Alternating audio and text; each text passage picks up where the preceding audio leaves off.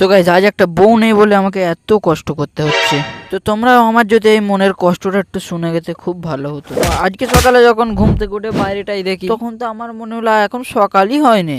তো আবার গিয়ে তাড়াতাড়ি করে শুয়ে পড়ি। তারপরে আবার মা বললো, এই তোর 11 কোটি টাকা চেক সই করতে বাকি আছে, তাড়াতাড়ি উঠে সই কর।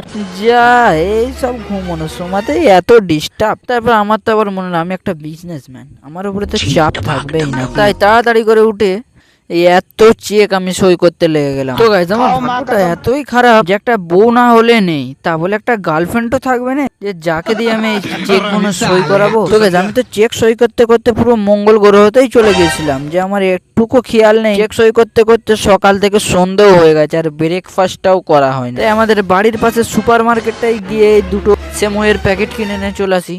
তারপর বাড়ি এসে আমাদের 5 স্টার কিচেনে চলে যায়। তারপর তাড়াতাড়ি করে গ্যাসটাকে জ্বালিয়ে গ্যাসেতে একটা পুরো দেগ বসিয়ে দিই। তারপরে যখন এই সেমুইয়ের প্যাকেটটা ছিঁড়তে যাই, এই সেমুইটাও আমাকে অপমান করে চলে গেল। হ্যাঁ শালা আমাকে অপমান করবি?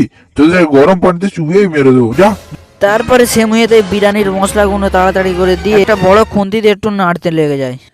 তারপরে একটা কাজ না শেষ হতে হতে মা আবার একটা কাজ ধরিয়ে দিল। তো গাইস এবার আমার ধৈর্য সীমাটা বাদ হয়ে যাচ্ছে। বাড়ি থেকে তো এখন বিয়েটা দেবে না, তাই একটা কাজের লোকই দেখতে হবে। তারপর আমি একটু হাত মুখ ধুয়ে সুন্দর হয়ে চলে আসি সেমইটা খেতে। আর তোমরা যদি জানতে চাও আমার সুন্দর হওয়ার কারণ কি, তাহলে তোমরা দিনে 15 বার সরকারি কলের জল মুখে দাও। তো গাইস এই সব কথা বাদ দাও, এখন আমার তৈরি সেমইটা টেস্ট করা যাক। আসলে এত খারাপ হয়ে গেছে, এই না না এত ভালো হয়ে গেছে।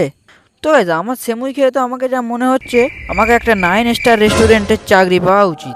তোমাদের যদি এরকম 9 স্টার রেস্টুরেন্ট থাকে আর আমাকে চাকরি দিতে চাও, তাহলে আমাকে কমেন্ট করো।